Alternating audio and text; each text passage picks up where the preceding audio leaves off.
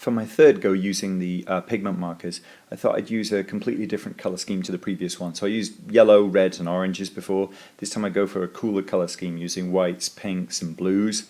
And based on using that color scheme, I decided I'd use a flower, one of the flowers I'd taken a photo of, and it's a purple or purpley pink magnolia. So before I started proper, I did a color test. So I used the markers on a piece of pigment marker paper, and I looked at how I could use the white blender pen to do things, but also how I would do the blue glow in the background, either a white glow on the flower or a blue glow. And once I'd done those tests, then I was ready to do the actual thing. And I start the video at this point where I've done a couple of the petals already. And here you can see me laying down the magenta red hue, I think it's called. So I'm putting down a sort of base of this on the pigment marker paper this time around. So I'm using the real deal, the real stuff. And then I'm adding a little bit of the shadow using phthalo teal light. I think it's phthalo. I think that's how you say it. Correct me if I'm wrong. And then I'm going in with the white blender, and you can see I'm using the white blender across all of the color there to try and blend all of these colors together and get a kind of a gradual change. So I'm blending the magenta red into the phthalo teal in order to get a kind of a light purpley color, and then I'm working the edge of that with the white blender pen. See me wiping off some of the color on the side there, and then going back in and just trying to get that gradual change. Keep working over those colors until I reach the edge when I get that gradual light to dark. So I go in a little bit closer here so you can see the detail of the strokes that I'm putting on, and this was a very, very pale petal, so I'm hardly putting any color on at all, just a little streak of a bit of red and a little bit of the phthalo teal. And now I'm going in with the white blender pen, and I'm going to try and work those colors around, get them blending, and really keep this petal as kind of pale as possible. And every time you can see me sort of take the white blender pen off the page, I'm usually working it down the edge of the paper to wipe off some of the color that has kind of accumulated on that tip and is making it less than white, so that I come back and it will be a pale white from the blender when I try and use it again. So doing the petal underneath using lots of magenta here, and like I said, this is on the pigment marker paper, so all of this pigment is staying wet for a much longer time on the pigment marker paper, I think because of the coating that they use.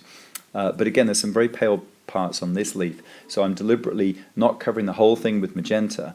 I'm leaving some white areas. They're going to be the palest parts where the light's striking the leaf, and now you can see me adding some shadowy areas there with the phthalo teal. So I've only really used two colors plus the white blender so far to get this range of different pinky purple colors on the petal. And this drawing was a deliberate attempt to really blend things, blend in that classic marker kind of style of gradually blended colors. The picture that I did last month, the rose in sort of the reds, yellows and oranges, was a much more expressive, the chisel tip, big stroke kind of effect. So I wanted to see if you could achieve a much more carefully, even blended, realistic approach with the pigment marker. So that's the aim of what I was trying to do with this third go. So the way I've gotten to explore that is to use the white blender pen to try and blend all of these colors together as carefully and as gradually as I can to try and make this magnolia picture realistic in both color but also in terms of the depth and the shadows. So I'm putting down my basic set of colors and then using the white blender pen as a blending tool to try and blend them together to get those pinks and purples and shades. And it works terrifically well. The only drawback that I found was that the nib kept on getting contaminated, obviously, with the magenta and the phthalo teal, and that's why I had to keep wiping the white blender pen off on the edge to try and get it back to white as much as possible. So it's a bit time consuming. It's not a major inconvenience, but I did wonder how quickly I'm going to go through the blender pen if I do a lot of pictures like this. So the petal that I'm working on here is a lot darker, and as you see me use blue azure there, the color flowed out of the tip of that marker a lot more freely and a lot more fluidly than perhaps some of the other markers. So I ended up getting a bit too much blue on there, a bit too much dark blue than I wanted to.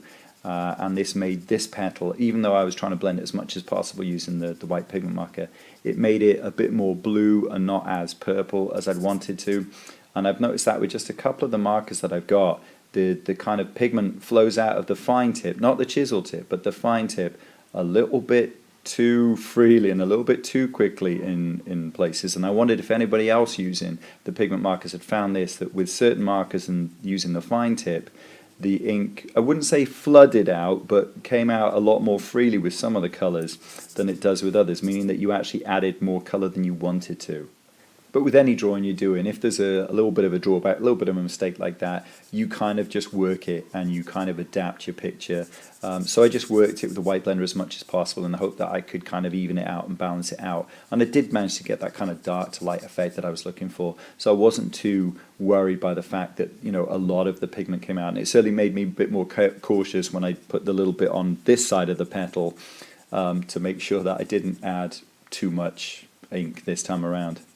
I pretty much just repeated this process of adding the colours and blending with the white blender pen on every single one of the petals on the flower until the whole thing was done. And it was actually a very, very quick process, whacking the colours on, getting the white blender on there and blending those colours in as best as I could. And the whole thing was done in less than an hour, including the background. As far as the look of the piece goes, I was pleased with the result. I was pleased with the blending and the shadow and the depth that I managed to get with it. And actually the look of it reminded me very, very much of when I used watercolor pencils, and I put on quite a lot of color with the watercolor pencils and add water. It had this kind of slightly streaky, almost a sort of kind of a greasy kind of finish to it that is not unappealing and actually looks good and distinctive. And that's what it reminded me of most when I'd finished it, that kind of watercolor pencil kind of finish to a picture. I will do a few more pictures in this style with this kind of blended approach, but I don't want to use these markers the exact same way that I use alcohol markers. You know, I think they're made for something different, so I do want to try and use them in future in a slightly more expressive, painterly kind of way. There's an image of the finished picture with the blue background and everything. I gave it a white glow in the end using the white blender pen, just to increase the contrast. I hope this tutorial was useful to you, and if it was, please don't forget to like, subscribe, or leave a comment below.